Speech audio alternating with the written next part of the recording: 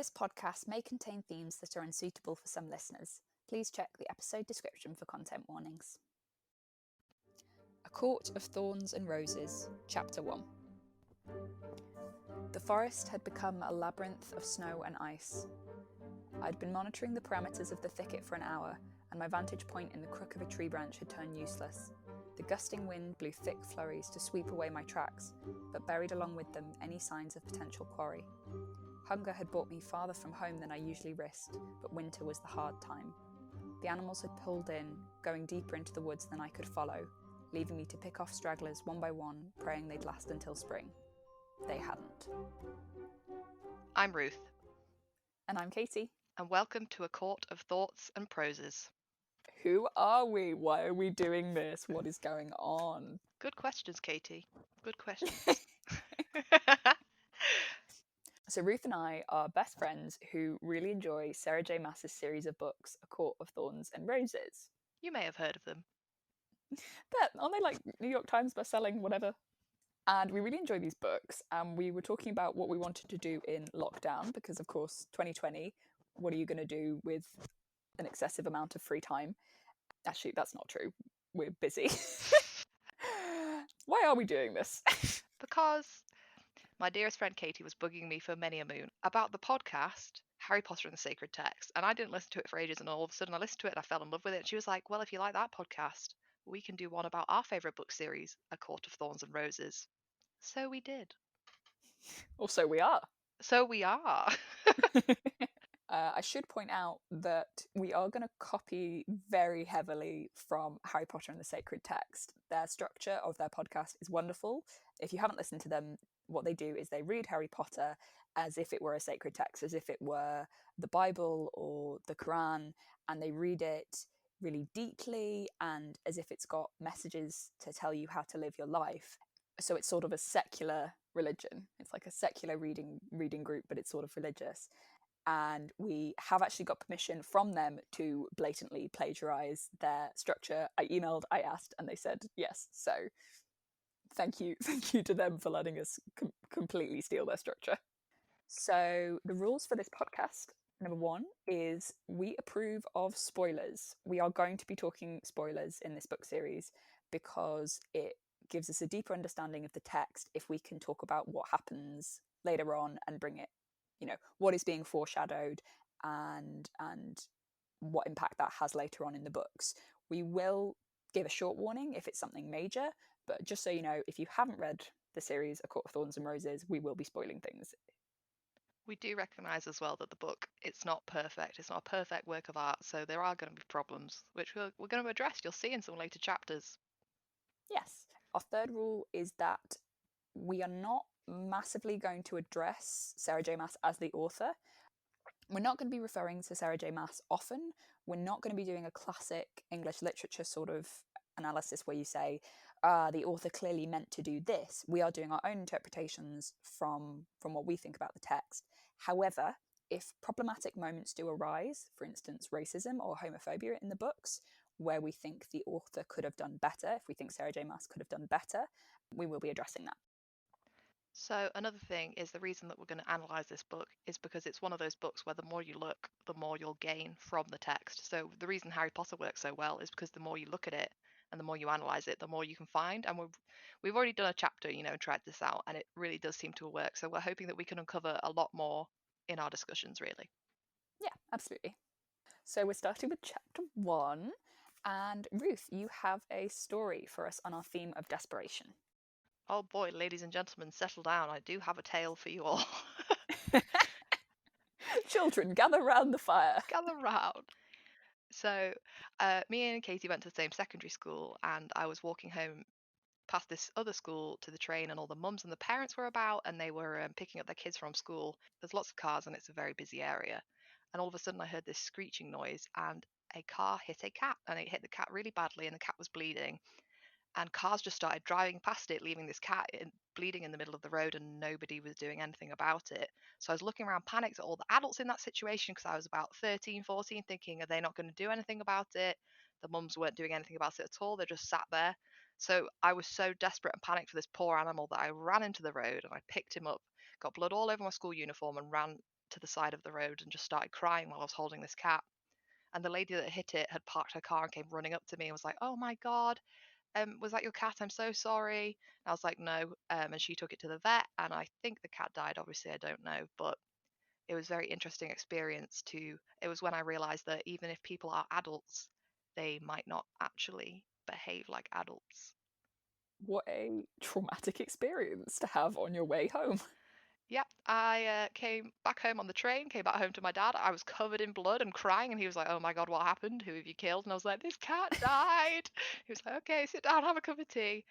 Yeah, but I think about that moment quite a lot because I've never been in that desperate or that riskier situation, obviously. And it was the one time where it really, those situations, they really show you what you're made of, I think. That desperation, Mm. it comes out. I'm so proud of you for doing something about it, though. Like, shame on the adults for not. I mean, to be fair, like they were picking up their kids, but they could have been like, "Hey, other mum, can you look after my child for 1 second while I go and rescue a cat?" And also, it really reminds me of like the bystander effect. Mm. So, which is like an observable effect that the more people there are in a situation and something happens where someone needs to act, the more people there are, the less likely that anyone will do anything, which is mental. But everyone thinks that someone else will act first. So you're like out in front of the school will be filled with people, and everyone was like, "Oh well, someone else will do something. Oh, someone else will do something," and it means nobody does anything. Yeah, And it's bizarre. it really reflects on the fact that you are just one person and what I was going to say some big meaningful life thing, but I don't know. If you hit a cat, pick it up. If you see a cat bleeding the road, please pick it up. Thank you. Good. Well, that was a fun traumatic story. So we're now gonna recap a fun traumatic chapter. Yeah. This should be fun because I've not read this chapter in a while. Right, so we're gonna recap chapter 1, and we're gonna do this as a 30-second recap as Harry Potter and the Sacred Text do. So we've got to try and get as much in as we can in 30 seconds. I'm gonna go first. So I've got my timer. Do you want to count me in? Okay. 3, 2, 1, go. Okay, so you've got Feyre, who lives in this village, and she's really poor, and her family's really poor, and they're really hungry, and she's going hunting in this forest. But it's the middle of winter, so there's like no food, no animals, no nothing, and they're starving to death. And she like has a nice time in the forest and looks at the snow because she likes looking at nature. And oh god, there's only 8 seconds. And then she sees a wolf, and she thinks the wolf is a fairy, so she kills it because they hate fairies. And oh, I Ta-da! got really distracted. That's all right. You're going to do way better than I have. So just for everybody listening knows, Katie is the one who is good at this. So don't expect much from me because she is the professional. Okay, but you do actually need to fill in the gaps that I missed there. Okay, yeah. Okay, ready? Yep. 3, 2, 1, go. So we meet our friend Feyre, and she's a very skinny, scrawny lady, and she's out hunting in the snow by her forest, and she's creeping up, and she sees this doe, and she goes, "Yummy, yummy, doe for dinner." And then she realizes, oh no, there's a giant wolf that wants to eat that doe. So she sits there and goes, "I'm maybe gonna die," but she thinks, "I could shoot the wolf, and then I won't die." But she also thinks the wolf might be a magnificent evil beast because it is a huge, giant, scary wolf. So she shoots the wolf in the eye, and the wolf doesn't actually do anything but sort of stare at her. And she's like, okay, that's weird that the wolf didn't kind of try to die. And so she picks up the wolf and starts dragging it home with what? Oh, that was over 30 seconds. Fabulous. Okay. You can vote who was What? best. It was me. The important thing that we both missed in that is that this book is set in another world where there are humans and there are fairies. So if you're a human and you live below the wall and you're poor, your life is pretty terrible and you're really hungry. And then if you live above the wall, you're a fairy, and there's a complete split between the two races, and the fairies are like all powerful and immortal and have magic, and the humans really fear them because the humans used to be the fairies' slaves, but they're not anymore. That's the important thing that we both missed from that. We're discussing Desperation. Ruth, you want to start with where you saw desperation in the chapter? As you know from my beautiful story with the cat, I have felt desperation many a time. We open the chapter, and straight away you can see that Feyre is in a situation where she is really desperate. She's talking about obviously, first of all, you're in winter. Winter is a desperate time for many animals. They struggle with food, they struggle with hibernation. And I think that really is how this book kind of brings us to our knees a little bit with the fact that when we meet Feyre, she is nothing. She has nothing. She is desperate. She is just trying to eat. So she is just surviving. She can't do all the things that she wants to do. She can't really bring joy. I'm just going off on one, aren't I? No, I get what you mean though. So basically, we kind of start to realize why Feyre is so desperate because there's a quote that she is focusing on surviving the week, the day, the hour ahead. So she's literally, it's very good for people with mental health issues. I personally have depression, and sometimes the only way I can survive the day is think, just got to survive the day, just got to survive the day, and then you focus on the next day and the next day. And it's clear that that's what Feyre's doing because she can't get enough food and can't survive. Yeah, it's interesting what you're saying about like winter's a difficult time for all animals, like not just humans, and you see that because the deer that we meet, you actually see desperation in the chapter because the deer is desperate enough to wrench bark from a tree. Hmm. So she's hungry just like Feyre is, and it's a very like eat or be eaten sort of situation. You know, Feyre doesn't necessarily want to kill the deer, but if she doesn't, she and her family will starve to death. Which is why I think it's so stark that when she shoots the wolf, it doesn't try to attack her or react in any way, and why she finds it so suspicious because it is an eat or be eaten situation, and the wolf isn't Yeah, doing that, yeah. It's not what you would expect a predator to do. which is very suspicious. That's what I had. What do you have, Katie? Well, I was just going to say, thinking of the wolf, spoiler warning for the entire book, the wolf is a fairy, and it is a fairy called Andras who dies in this chapter through Feyre killing him. And the reason that he is shapeshifted into a wolf is to try and break a curse. And it's quite a complicated curse. Basically, Feyre needs to kill a fairy and then fall in love with a fairy. So Andras is as a wolf so that she would kill him, and then later on throughout the book, Feyre will fall in love with a different fairy. So part of the reason why Andras behaves oddly and lets Feyre kill him is because he's sacrificing himself. And this moves us onto our other point of desperation: is the fairies that need this curse to be broken are desperate, and they have been desperate for, at this point it's 40, 48, 49 years of a curse, and they are desperate for it to be broken. Their powers are restricted. There are horrible fairies moving through the land, you know, nasty creatures that will eat anything. So there's this horrible, really powerful fairy called Amarantha who has cast the curse on the land, and is a nasty piece of work. It's very interesting because the fairies are struggling and the humans are struggling too, even though they've separated themselves. The fairies Mm, have separated them for their own benefit, although they obviously don't know that at the minute. yeah. At the start of the chapter, they also mention how nobody goes into the fairy lands of Prythian. Mm. I hope that's how you say it. I've always gone Prythian. Prythian, that sounds right. Mm, Nobody goes into the fairy lands of Prythian.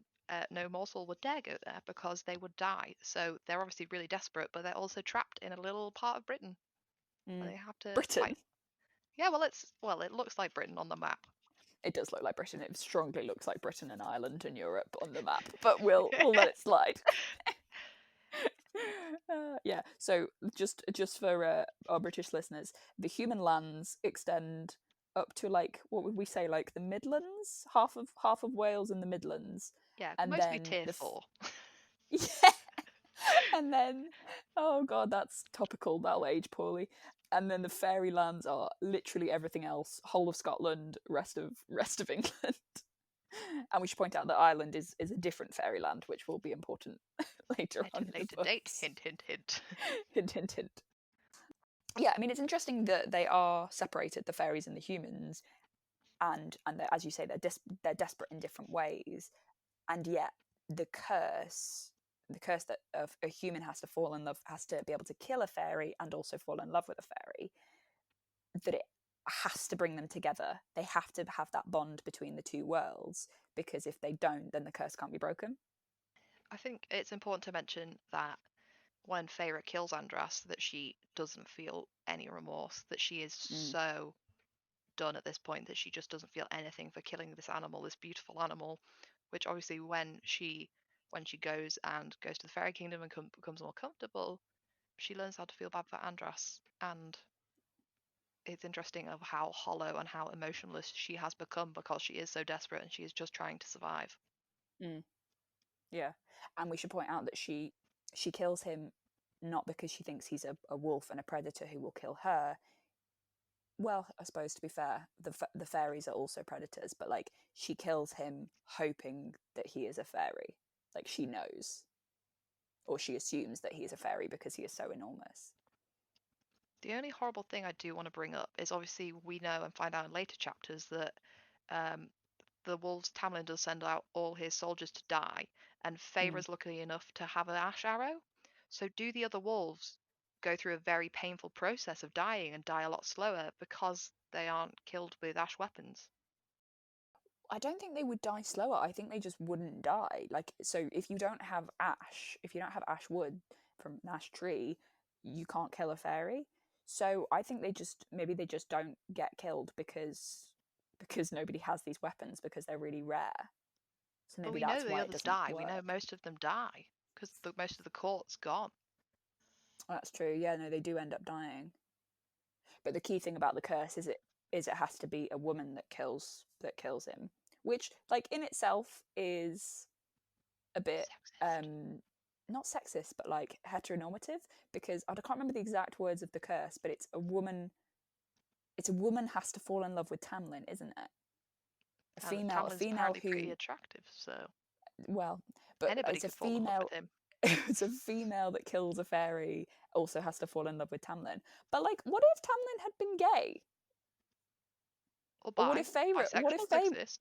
Yeah, or what if Feyre like wasn't attracted to men, but she'd killed this fairy, and then she would have been like, not really attracted to guys, so I'm not gonna be able to break this curse because I'm not straight. Now that would have been a very interesting book. It would have been, wouldn't it? The last thing that I sort of see for desperation, which is maybe a little bit on the nose, but the lack of like spiritual guidance or the lack of leadership causes desperation. So in this chapter, when Feyre sees Andras, sees the giant wolf, she wishes that she had gods to pray to, because the humans, the mortals, they don't keep gods anymore. They don't even know their names anymore, Mm. and she wishes that she had gods to pray to. She doesn't even have like any religious comfort to help her through a difficult time, and she doesn't have like a political comfort either, not necessarily in this moment, but like in general. Her family are starving because they are poor and because there is no support for the poor from humans. There are the rich, there is the aristocracy, and then there is everybody else.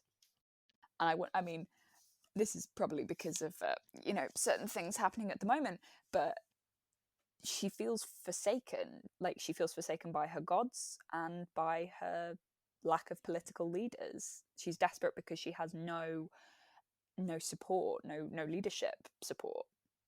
We really see in this chapter that about her past, and they obviously we start to learn about how she was originally wealthy and then she got Mm, dropped by the townsfolk. She had a good life and she feels that despair more because she's been in a place where she had all these riches and all these comforts and then all of a sudden got dropped and didn't get help. Whereas if you're consisting at that baseline and you're just struggling and struggling, you don't know mm. what the high life is. So sometimes it's a bit easier, Yeah, yeah. It's what you had and then has been snatched away from you.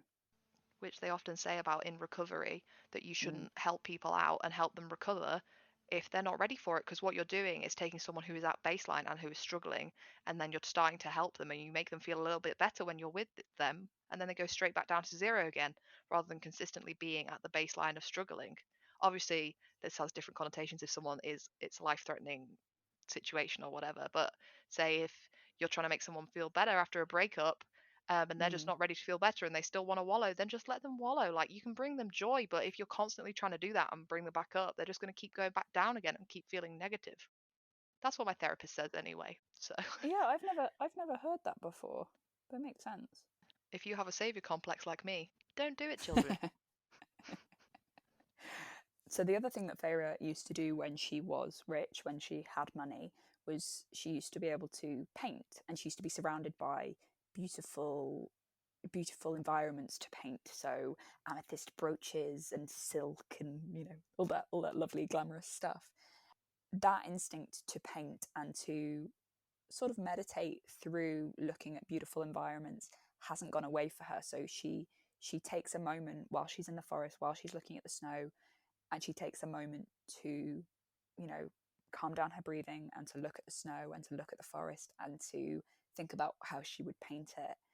And that really helps her as craft and painting and all that sort of thing.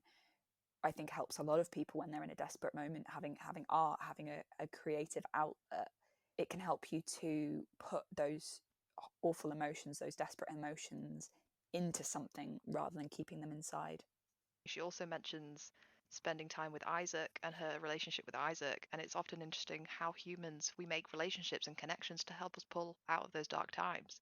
And for her relationship with Isaac was something she really needed as a distraction from that despair, and it's important. It shows how important that the human contact is for Feyre, because her family relationships aren't necessarily the best.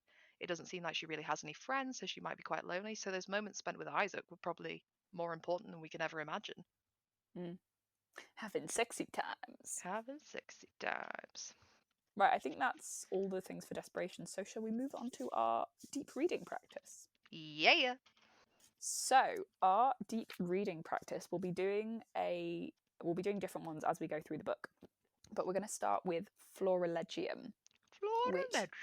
Florilegium, which derives from medieval Christian monks who would collect quotes from biblical texts together, like flowers in a field, which is where Florilegium comes from in the Latin. And you connect bits of text or sparklets together, sort of like you would with a quotes book, and then you see if you can get new meanings from combining those little chunks together. Do you want to pick your sparklet? Yes, I have got it. Okay, let me pick mine. Okay, I've got mine. Okay, my sparklet is its sheer rarity. Feyre's talking Ooh. about how rare the ash is. She's in a situation where she doesn't have many precious things, and clearly the ash is very important and very rare to the entire human race. So I think it's a sparkle. Okay, mine is that coat of charcoal and obsidian and ivory. It's sheer rarity. And this sparklet comes from as Andras is dying, and Feyre is looking at the colour of his coat. Okay, so we're going to say the sparklets both ways. So do you want to say yours first, and then I'll say mine, and we can do meaning first? Yeah. That coat of charcoal and obsidian and ivory. It's sheer rarity. Ooh, I like it. The thing that's coming to mind, first of all, for me, is that Feyre is using like precious materials to describe Andras's coat. Although charcoal, you wouldn't think of necessarily as being a valuable thing.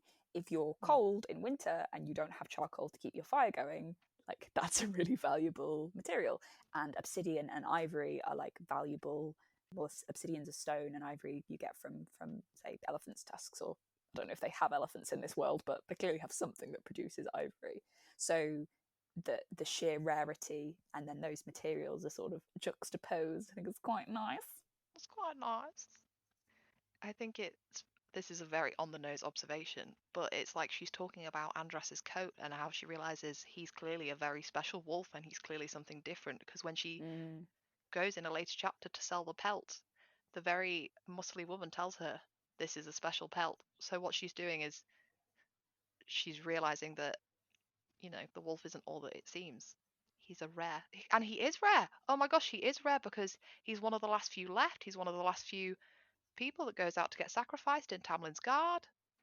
Yeah, he's one of Tamlin's last sentries, so he is rare. Because they are literally a dying breed, because there is pretty much no one left in the Spring Court because everyone's fleeing. Okay, shall we flip them the other way? Okie dokie. So, it's sheer rarity. That coat of charcoal and obsidian and ivory. I mean, I'm thinking sort of environmentally about materials that we've wasted, not necessarily in Feyre's world, but in our world. materials that we have taken for granted that we're only just now realizing are rare, like a healthy biodiversity of our animals and insects, and a healthy coral reef that then makes the ocean function properly. You know, all those things that we've taken for granted, and yeah, that we need to act on if we don't want them to disappear completely. I think it also denotes how precious the fur is, because Feyre notices how special it is, cuts it Mm, off the wolf, skins the wolf, and then wraps it and brings the deer home because the meat's not valuable, but the fur is. mm, And the fur is important because it keeps her warm, and humans have needed it for centuries. Obviously, we've got clothes now, so we're pretty lucky, but that fur is such a valuable resource. yeah. In a cold winter, you would want a nice fur wolf coat. And it'd be so rare for her to bring something that valuable down. And the fact that she can buy herself new shoes and all these exciting things, it's a Yeah, special moment. yeah. No, she gets a lot of money for the pelts in the later chapter. It's almost like when you get your paycheck in and you're like, oh my God, this is the best day ever. And you spend all your money. And you spend all your money. Thank you, Ruth, for doing a Florilegium with me. Let's bless the people. So, do you want to go first? Do you know who you're going to bless this week? Okay, so as in Harry Potter and the Sacred Text, we are going to bless one character. Now, I'm going to do a controversial character, and I am going to bless the deer that literally sacrifices itself. It gets munched on Mm, by the wolf and dies.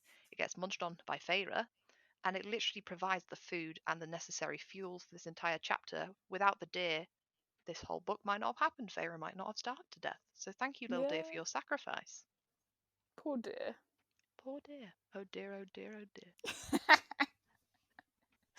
Okay, well, my blessing is sort of similar in that it's blessing for someone who sacrifices themselves, and it's Andras. I mean, the deer doesn't make a conscious decision to be sacrificed. She probably didn't want to be.